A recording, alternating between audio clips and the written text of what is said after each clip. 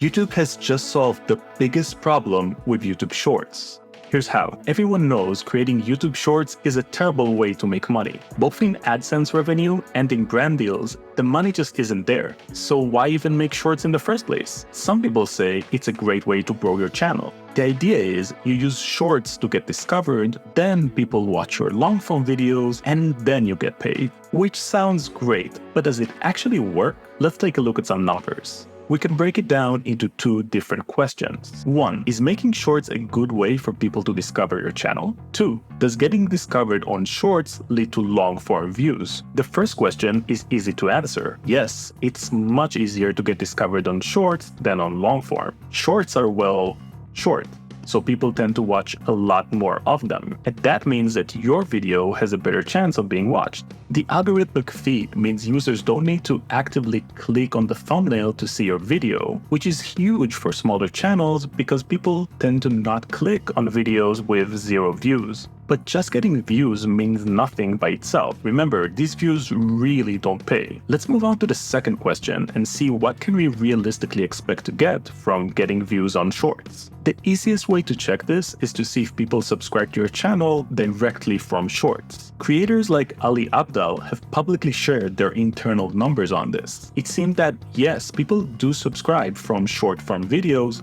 but they do so 3.5 times less than on long-form videos. That seems like a simple answer, but it's much less helpful than you might think. Sure, having more subscribers help your videos reach a wider audience, but that impact is very limited. Look at this tweet from the guy actually running the YouTube algorithm. Followers count is increasingly irrelevant. Just because someone clicked a button once in the past decade or two means very little. Okay, remember this guy because we'll get back to him later on. What YouTube is telling us here is that subscribers are cool and all, but in the end of the day, it's just a number, which is why I don't mind having 500 subscribers while my wife has 1.6 million. It's just a number. Anyway, what we really want to look at is not subscribers, but long-form views. Let's get back to Ali Abdal. He started publishing Shorts intensively on November 2022. His Shorts got a total of 47 million views, which is mind-blowing. But how did that impact his long-form views? After getting 47 million views on Shorts, you'd expect to see a bump in long-form views after November 2022. But there's nothing there. This is just one channel, you might say, but I looked at 30 different channels. All of them did incredibly well in terms of short-form views, but the impact on long-form views is always the same. How can we explain this data? Doesn't it make sense that someone who watched a short would want to see something a bit longer by the same creator?